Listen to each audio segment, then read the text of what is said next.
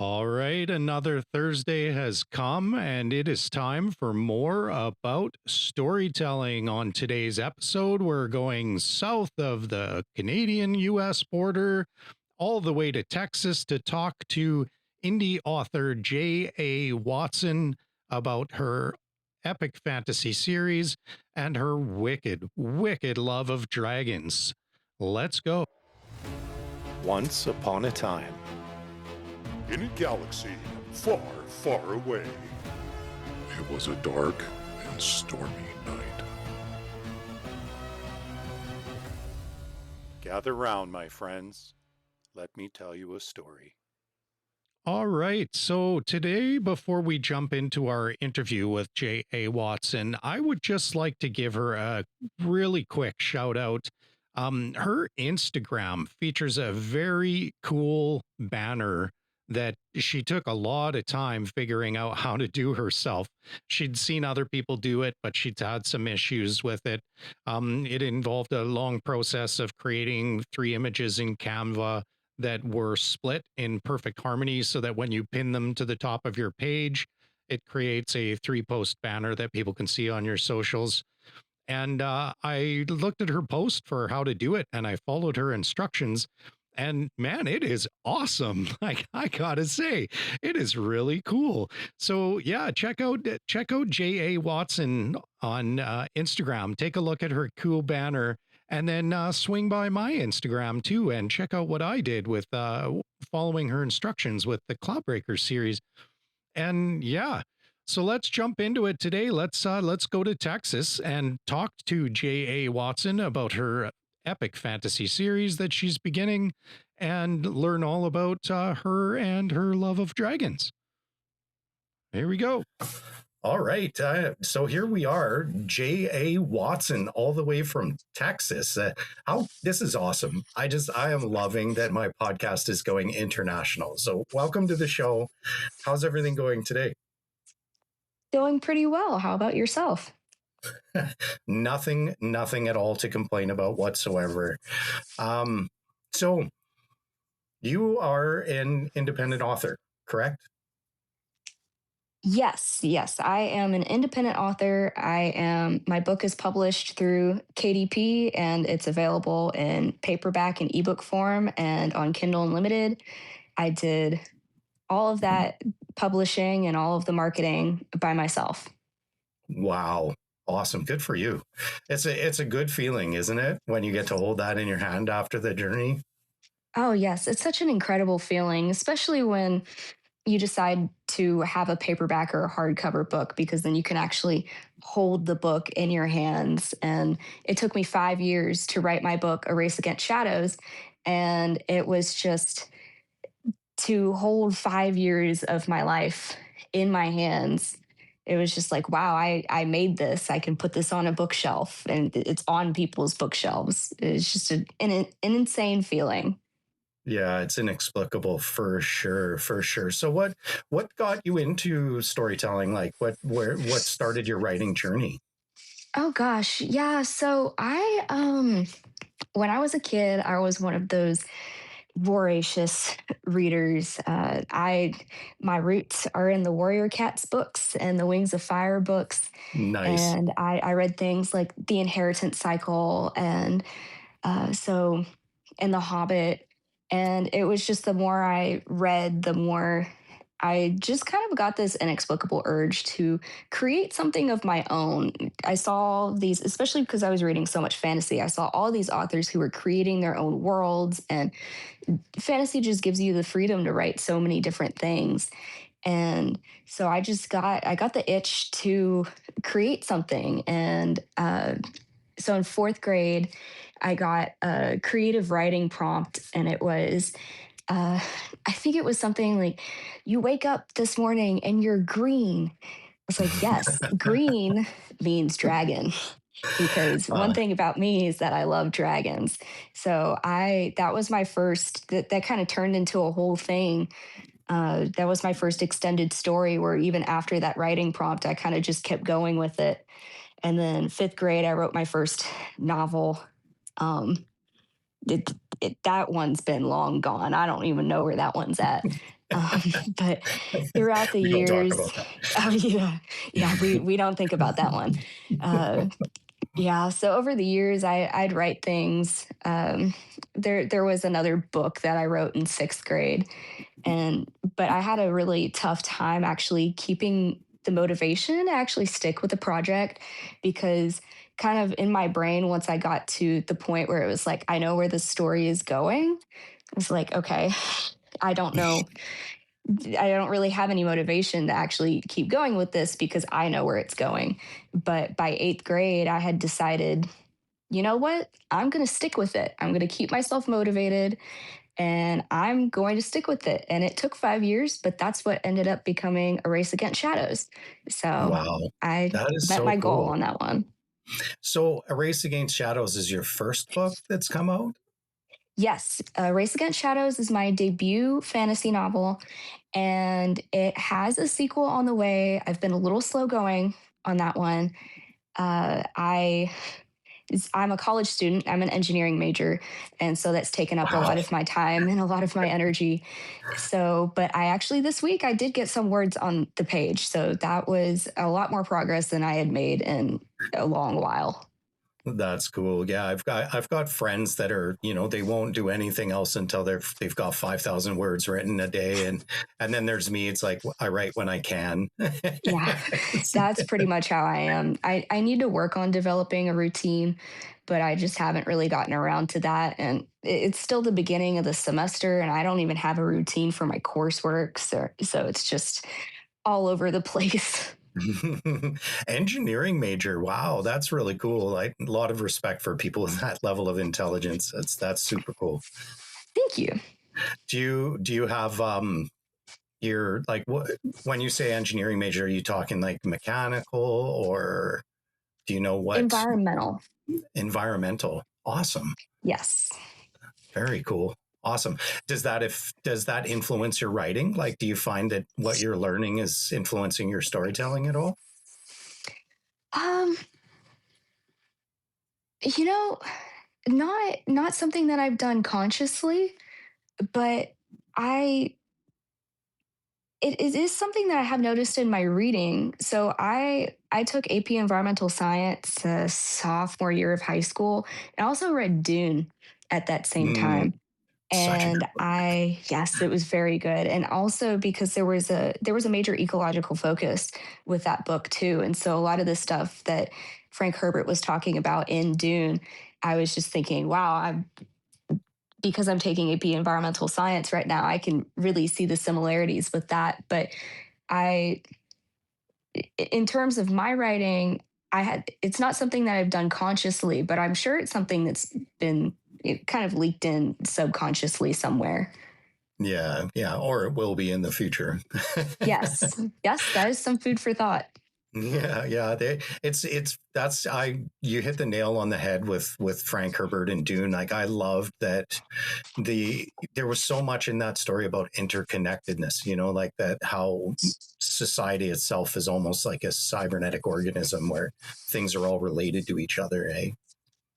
Yes, and especially because one of the big focuses with the Fremen is they are creating I mean, they're in an ecological wasteland of a planet that used to be very lush. And so they have this promise of paradise returning to Arrakis. And so they'll have their agricultural areas where they've developed aquaponic technology Mm-hmm.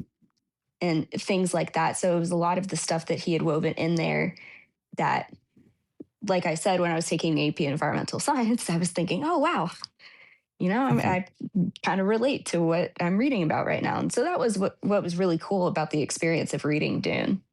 Yeah, yeah. I just remember when I was reading it. I think the still suits, like the water recycling and stuff Hmm. that I don't remember anything being even remotely similar to that when I read it. Yes.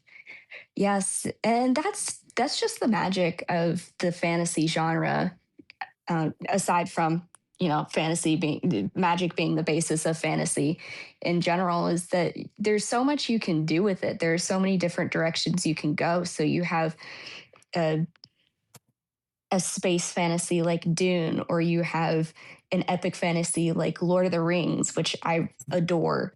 Hmm. And all of all of these different things, and so many different authors coming up with so many unique worlds.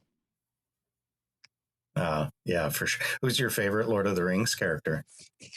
Ooh, that's tough. I really have I have a soft spot in my heart for Eowyn. Oh, And good yes, call.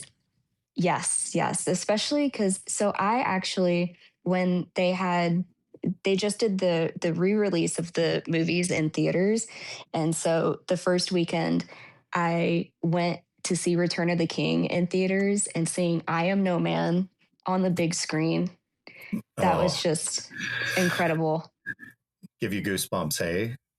Oh yeah, Yeah. Yeah. definitely. She's such a beautiful character. Like she's definitely one of my top five strongest female characters in pop culture. Like right up there with Ellen Ripley and all these women that take badass to a whole nother level. Oh yeah, absolutely. Yeah, that's Tolkien doesn't write a lot of female characters in his books, but the ones that are there are very well realized characters. Hmm.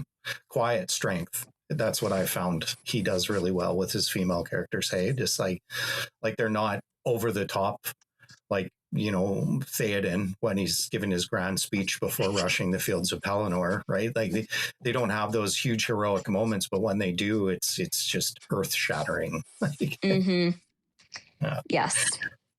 So in your writing, like how did you approach your world building for your book? Like was it obviously it was inspired by these sweeping epics or Oh, yes, definitely. I've taken inspiration from Tolkien, from George R. R. Martin, and all of these different books that I've read.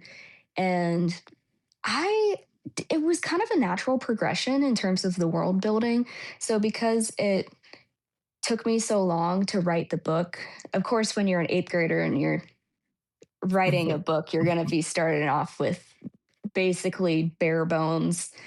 And but the longer I sat with it, it was just, especially when I allowed myself these moments to have my thoughts to myself, where I wasn't doing work, or I wasn't interacting with people, or I wasn't on my phone, and it was just me and my thoughts. I would start thinking about the book and where I wanted it to go, and all of these ideas just started coming to my head. And so it was just these bits and pieces that came together to create the world of Iridia, and even a little bit of the world beyond that too. And yeah, it was a pretty cool process, because every time I'd come up with something, I'd be like, yeah, this is so good. I'm cooking. yeah. Oh, I can relate. My steampunk series that I wrote took me 12 years to build the world, and I was so in love with the Wow. world that I could never come up with a good enough story to do it justice. It's like kind of shot myself in the foot. But the your process for writing, is it organic then? Like do you just kind of write notes down, or do you plan everything out and know exactly how it's going to end or I am a self proclaimed pantser. So, especially with the first book, I was there for the vibes pretty much. nice? There was really no plan, and the plan was developing as it was going. Like I said, with the world building, the idea for the plot was evolving as I was writing it, and as I was sitting with it for years and years.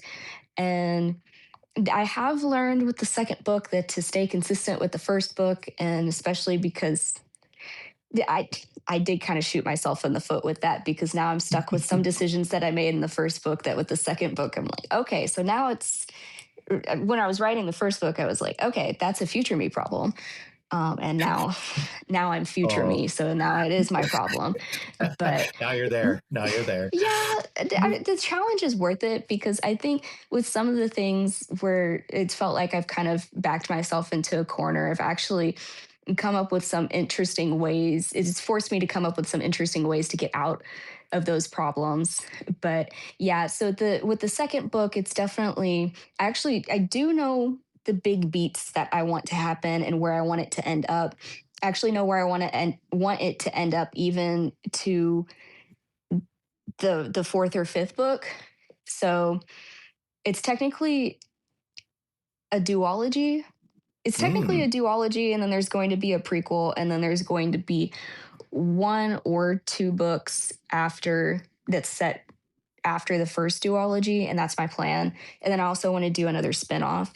So I know where I want Oh. those to end up and the big beats that I want to happen, but the issue is getting to the parts in the middle and making sure that everything makes sense and making sure that everything's going to be a satisfying ending, because I keep getting disappointed by these big TV shows and these Mm. big books with Yeah. these really bad endings. And that's the last thing that I want to happen is to be disrespectful to the characters in the world that I've made.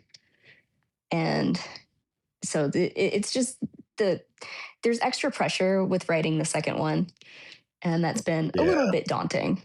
Yeah. Yeah. I feel you there because like some of my favorite TV shows of all time came to a natural ending. They didn't feel forced or sudden or, hey, we've been canceled. But like House MD was one of my favorites. I love the way that ended. Stranger Things, I know there's a lot of hate for the way that it ended. I personally absolutely loved it. I thought it was genius, That's a leaving it controversial open. opinion. It is absolutely my hot take is it was genius because it leaves it up to interpretation. But so many people are like, no, I need to know if she lived or died. And it's like, but Mike's one line is he's like, that's what I choose to believe. Oh, that blew my head, blew my mind. But then Martin, oh, the way he ended the Lord of the Rings show ended. Ugh. Oh, yes. That's actually, I think about Game of Thrones season 8 at least 3 times a week. And every time I think about it, I get mad again. I have a whole list. I actually have a list in my notes app about all the things that I hate from, I guess, starting around season 5 to season 8. And it's just, I just, especially from a writing perspective, I don't Mhm. understand how you can completely misunderstand every single character so thoroughly Yep. without it being intentional. It's just, Yep. there's really nothing, especially because my book has a deep emphasis on the characters and their journeys. And it's just, first of all, it's a manual on what not to do. And second of all, I don't like things that aren't logical, that don't Yeah. make sense to me. And it just simply doesn't make sense to me how they messed that up so badly in pretty much every single way possible. Yeah. Yeah, for sure. And like to agree with you and not to wind you up or anything like that, but to agree with you and support your opinion. One of the parts that I absolutely hate is what they did with Jamie Lannister. Like I Oh loved my him gosh. I hated him at the beginning, and then I loved him when he started to get his redemption arc after losing his hand. And then, I was really thinking that he was going to be on this really interesting redemption arc with character growth, but then at the last minute, they suddenly have him tuck tail and run right back to Cersei. He was like, "The what are you doing?" Like, just completely unwound seasons of character growth. Oh gosh, yeah, that's it. I could sit here talking about that for several hours, so I won't get into that, but I 100% agree with you that that was one of the most hurtful ones, was to go back on years of character growth for him. And Hmm. Yeah, just I never cared about them anyway when he killed the Mad King because he was going to burn 2 million people alive. But I, you know, it's yeah. definitely, like I said, it's a manual on what not to do. I'm taking my notes. Yeah, it's great. And that's good. That's good. So when you approach character growth, you take it very seriously too, then. Yes, and because I just think it's really important, and I think it's really interesting because the the world that I've built, it's a very complicated world, and there's a lot of these characters have experienced a lot of violence and a lot of trauma, but they're also in vastly different positions. You have one character, she's the crown princess, and she's been raised by her mother to be a very compassionate person, but her father is the tyrant king, and he looks down on her for that. But that's his only child, and that's his heir.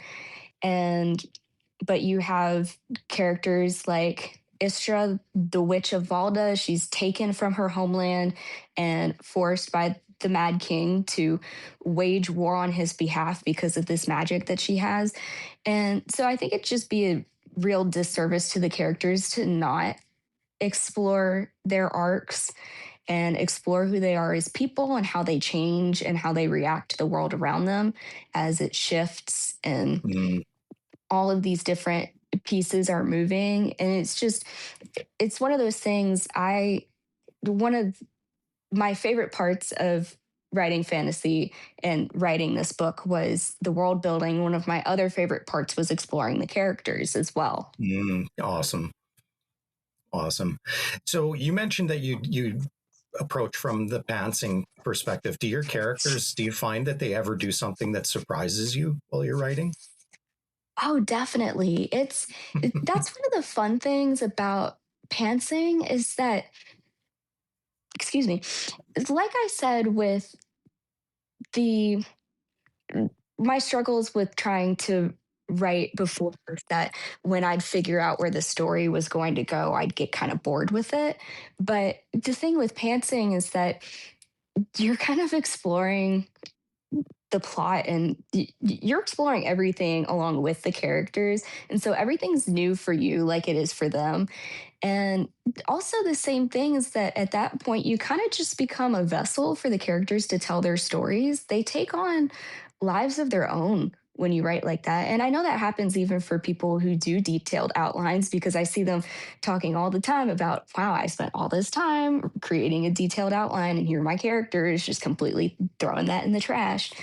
And I think that's what makes writing beautiful is that you're not really a creator of the story as much as you are a vessel for the characters to tell their stories. And Yeah. that's the fun part for me. Yeah, that's great. You know, and it's funny because somebody told me once that that when you write a novel from a purely pantsing perspective, it's like you're reading it for the first time. Like you have no idea what's about to happen, and you know, and that was kind of neat. That's true. Yes. Um, so you said that that your book is going to be like a duology, and then you're going to do spin-offs.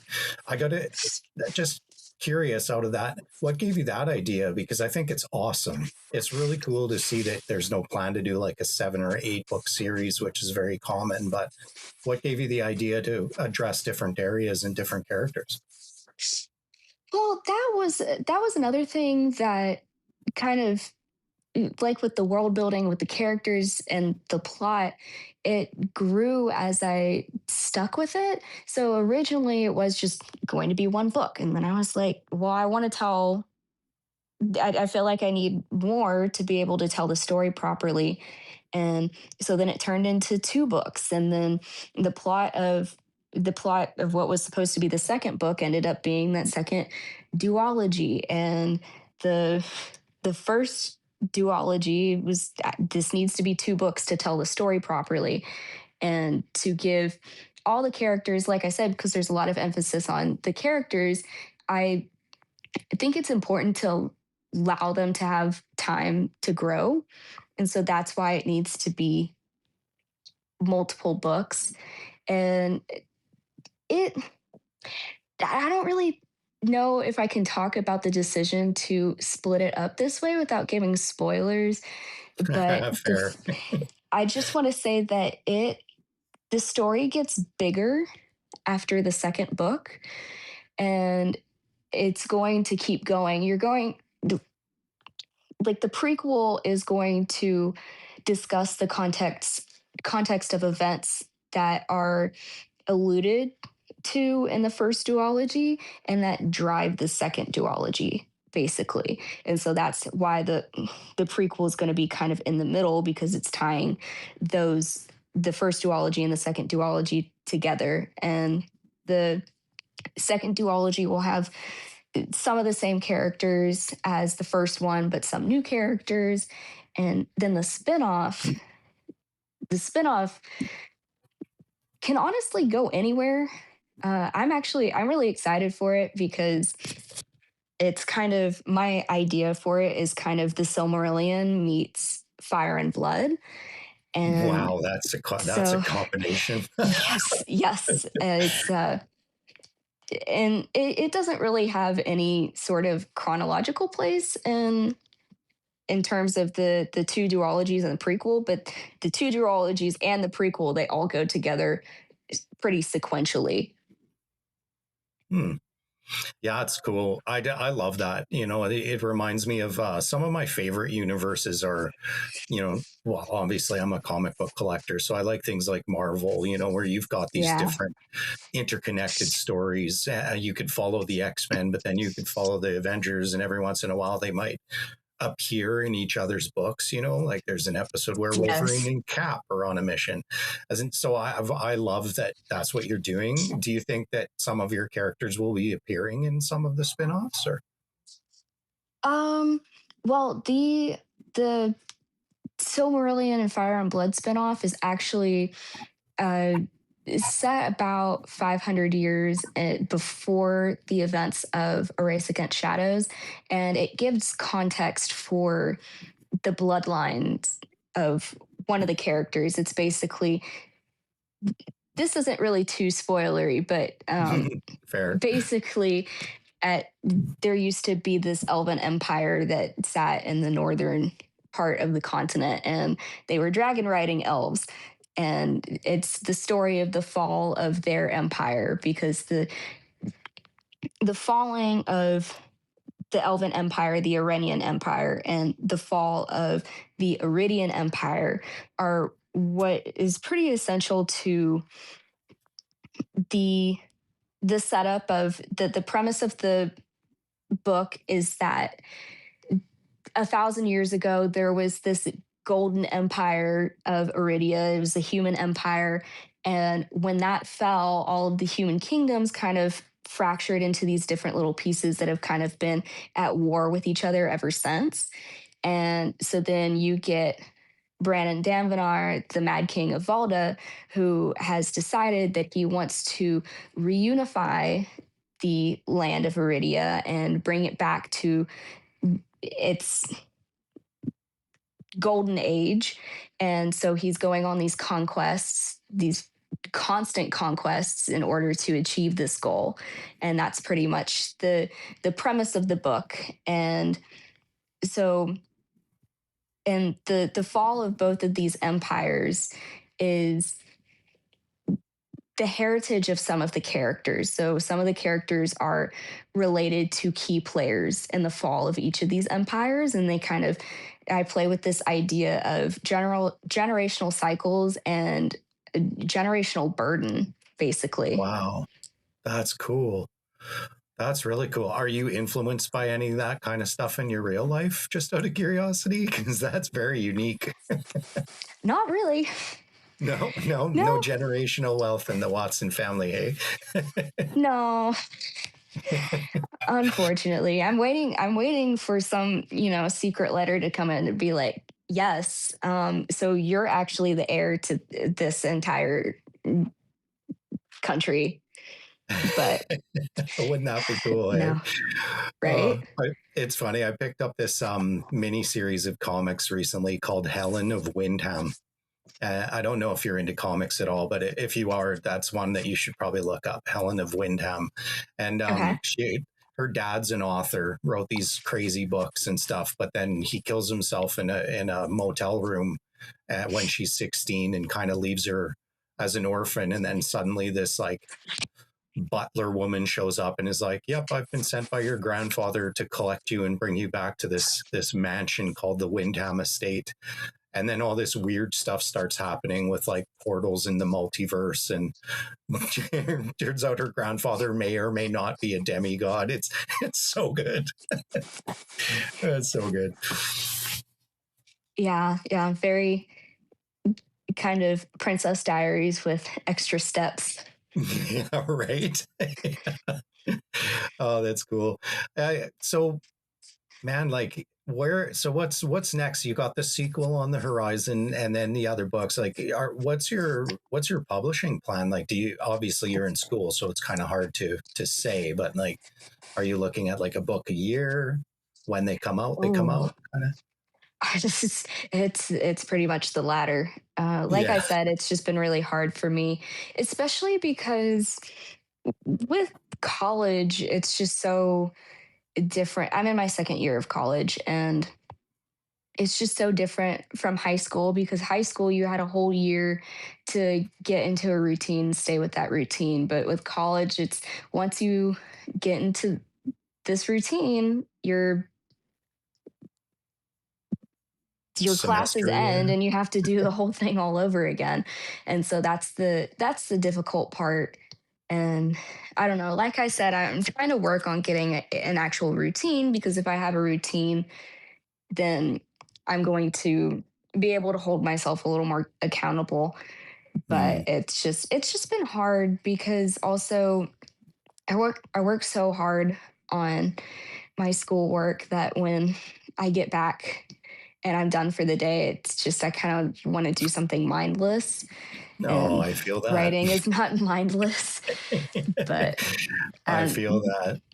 yeah, the allure of TikTok. But Oh no, are you a yeah, doom scroller? Are you a doom? You're a doom scroller.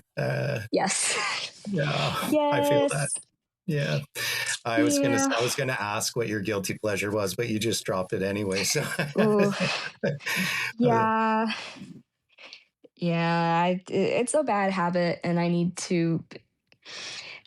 I also need to put a routine into that. I think that would help keep me, like I said before, accountable. It's just, especially because I'm doing all of my own marketing, and a lot of mhm. that's on social media. It's just, I feel this constant need to have to be coming up with content and looking for content. And it's just been harder to even find content ideas. And so I spend all this time just looking for something that's going to give me that inspiration. And the longer it takes, the more I'm scrolling and I'm just looking for something. And that's just been kind of hard recently. I have these moments where I get a lot of inspiration and I make a lot of content, but it's just so hard to have to keep thinking about all these things all the time. It's I got to be thinking of marketing, I got to be thinking of school, I got to be thinking of writing my book, which should be one of my top priorities. But here we are scrolling through TikTok for 5 hours because I can't find a video to make. So Yeah. it's just Oh, kind of this vicious cycle.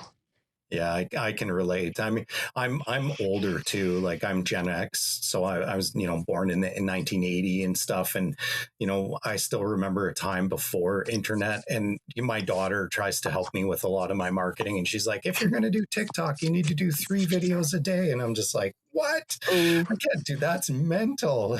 Who can make? yeah. Wow. I Yeah. did that at first, the 3 TikToks a day, which is fine when you're at the beginning and you have all of these options of videos to make, and then you kind of dry out of options. And but it is true that it- posting 2 or 3 videos a day does get you a lot of followers, because I was raking in like 15 to 20 followers a day doing that. Um, Wow. and since I've gone more to an at least a video a day model, and I've seen growth, but I've seen a lot less of that. So she's not wrong, but it is very exhausting to have to constantly keep coming up with all of these different things to do. Yeah, for sure. It's not simple. And I find that the trends change so quickly that it's hard to keep up, at least for me, right? Yes. Well, yeah, like I save an audio or I save an idea, and I can't think of something that's going to be bookish or related to my book. So let me save this and think about it, and then by the time I come up with something, that trend's long gone. So Yeah, for yeah. sure, for sure. Um, yeah, well, that's great. And do you write anything other than the fantasy, like Apiria as your main focus? Oh, it's pretty much fantasy. I just Yeah. Yeah, it's pretty much fantasy because I feel like you can be so much less technical. That doesn't really sound right, but with like I've been saying with fantasy, you can do pretty much whatever you want. And I feel like if I did something with realistic fiction, then I'd have to make sure I'm getting everything right or something like Hmm. that. But fantasy has my heart, and maybe I'd foray into space fantasy or sci-fi or something like that at some point. But I think that's unlikely. I think if I continue to write anything, it's going to be fantasy. And I don't know. It's just there. I feel a connection there with fantasy, and especially I love dragons. I'm so obsessed with dragons. Oh. If it doesn't Are they? at least have a mention of dragons, it's not a J.A. Watson book. Let's just say that right now. Fair enough. That's awesome. So obviously you're reading Rebecca Yarros then, or, I read or Fourth no? Wing. I It's one of those where it was enjoyable while I was reading it, and then the moment I gave it any sort of critical thought, it Came apart. yeah, pretty much. I'm not real big. This is just a personal preference. I'm not real big into the romantasy genre. I like more of the high fantasy and epic fantasies, which is more of Mm, what I lean into in my writing. There's romance, but it serves the characters more than it does the plot. And I get. I can see why people like Fourth Wing, but I think Fourth Wing is good for people who are entering fantasy. But for someone like me who's been reading fantasy for such a long time, I find that books like that don't really satisfy me anymore. Oh, that's fair. Yeah, the Fourth Wing is my wife. I'm doing a read the alphabet challenge this year. I had to pick Oh, authors by alphabetically by last name, and Rebecca Yarros is my Y. So oh, okay. yeah, So you that's haven't read it yet? no, I haven't. No, no, I know a lot about it because obviously it's a lot of people are talking about it, the Fourth Wing Yeah. series. So yeah, but I Well, haven't read it I yet. I hope you enjoy it. Me too. Yeah, I mean, I've read Cassandra Clare and stuff, and yeah, Sarah J. Maas. So I mean, I should be able to find something I enjoy in it for sure. Yeah, yeah. Like I said, I can see why people like it. It just really wasn't for me. Yeah. So with you being such a huge fan of dragons, I've got to ask, wise, intelligent creatures or spiritual, supernatural beings? Ooh, that's a tough question because the thing with dragons is that you can do so many things with them like that. Hmm. And I, oh gosh, I don't really know if I can pick between the two because I find both of them so cool. I mean, Yeah. you get on the like the Song of Ice and Fire side, you get the kind of the supernatural aspect of that, and then on the side of the inheritance cycle, you get dragons who are, like you said, wise, very intelligent beings. And so I don't know. I don't really have a preference between the two. But I Yeah. think when I end up writing that, I think it's probably going to be more of, I don't even know. Yeah. I won't It'll even say surprise you, I anything. guess. Eh? Yeah. Yeah, we'll see. It'll We'll surprise see you. where the winds take me. Yeah, with I that. find it interesting that you get, like the Game of Thrones, the worms or dragons in Game of Thrones that are non-communicative, just basically, somewhat hyper intelligent, but still animals with unique abilities, right? And then you've got Yeah. like Smaug, who's, you know, Oh, yes. literate and clearly super intelligent. And Yeah, Smaug, Glaurung in the Silmarillion, uh, yeah, and Salagon. yeah. And then to the Aragon series, I can't remember the main dragon there in the Aragon series name, but she's communicative and stuff too, right? Yes, Yeah, yes. I haven't read those books in a long time, but yeah, yes, those were kind of foundational books for me. yeah. I was disappointed by the movie. Oh Again, gosh, yeah. Ooh, yeah, so, lots of thoughts on that one too, yeah, yeah. but I know I'll it's spare you. unfortunate. That's fine. That's fine. I am very opinionated when it comes to and TV series based on books. There's very few that I enjoy, and so many that I just hate. Yeah, yeah.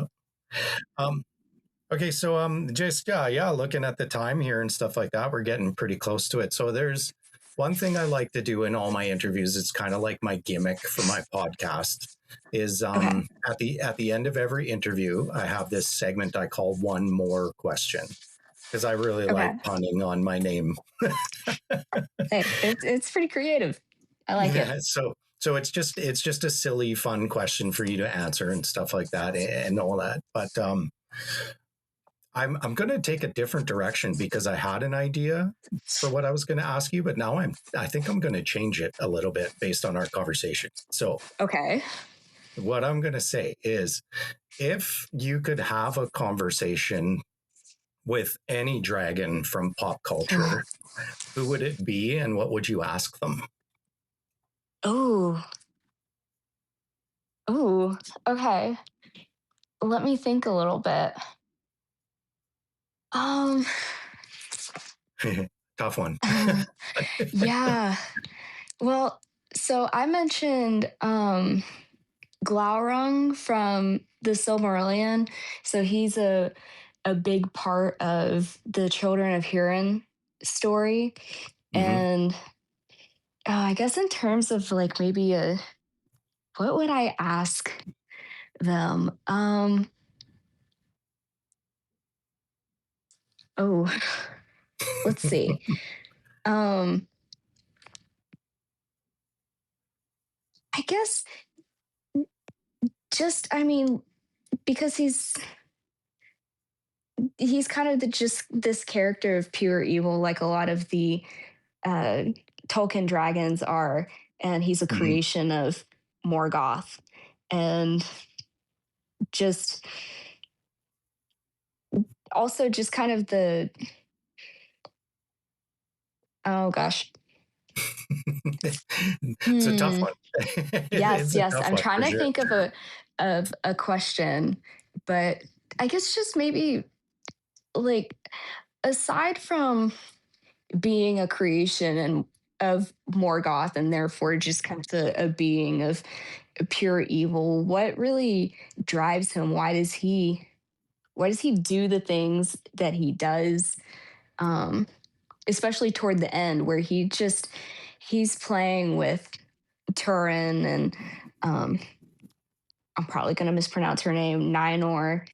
And so just kind of why he would just want to do that because he doesn't really gain much of anything out of what they what he does to them. Like he makes Ninor forget who she is, and then she meets up with Turin. And it's kind of a crazy story because then they get married and without realizing that they're siblings. And so Glowron just kind of just does that for the love of the game. And Wow. so I'd be really curious about why he did that. Or I mean, even some of the other Tolkien dragons like Smog, because he's one of the he is one of the smallest of the Tolkien dragons to ever lived, and he's still huge and very powerful.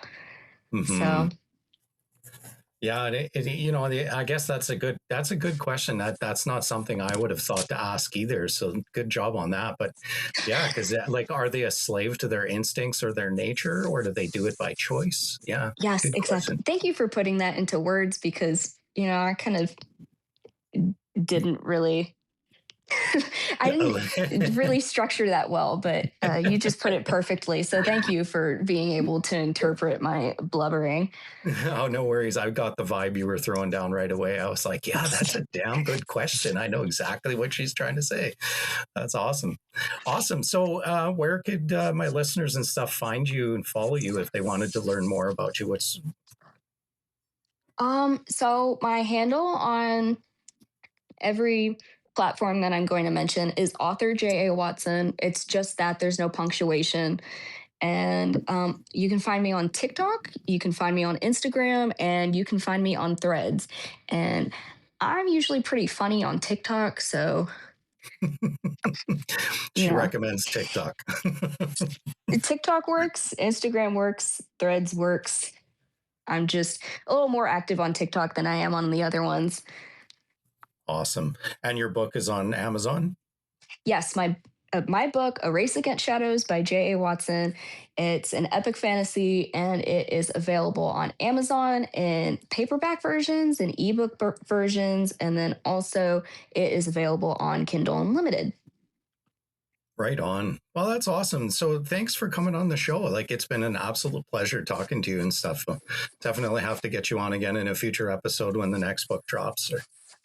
Oh, absolutely. I would love to do that. And thank you so much for having me on here and taking the time out of your day to speak with me. This has been a very great conversation, and I'm very grateful. Oh, for sure. Yeah. I love it when you meet people that have the same kind of interests in pop culture and stuff. Like, you dropping Dune right off the get go was like, yes. I got you. Gotcha. Oh, yeah. One last question. What the you were talking about my accent? How does my accent hold up to your hopes and dreams of the Southern The, Belle the accent? Southern Belle. Yeah. You're pretty close. You're pretty close. Okay. There was a couple words that slipped in there where I heard it and I was like, oh, that's awesome. But yes, you're right. Okay. I find it pound for pound pretty close to my own. Okay. Yeah. That well, as I mean, you don't really know what accent you're speaking with, so No, for sure. Yeah. noted. Because everyone around you talks the same. Yeah. Yeah. Cool. Awesome. All right. And that brings us to the end of another week of more about storytelling. I hope you enjoyed the journey. Next week, we continue with our international interviews and we go even further away, this time to interview award winning author Abel Montero from Sicily, all the way across the pond to Italy. And I can't wait. It's a great episode. I can't wait to for all of you to hear that conversation. Thanks for tuning in. Hope you're enjoying the show. As before, please feel free to support me on Patreon if you'd like this to continue and you're enjoying what you hear. Share, comment, make some suggestions if you'd like to be a guest on the show. Please look up the website for me at www.kentonjmoore.com and fill out the request form in the contacts page. Again, thanks for coming, and we will talk more about storytelling next week.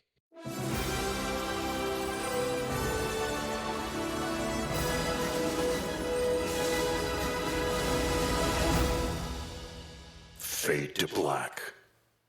The end.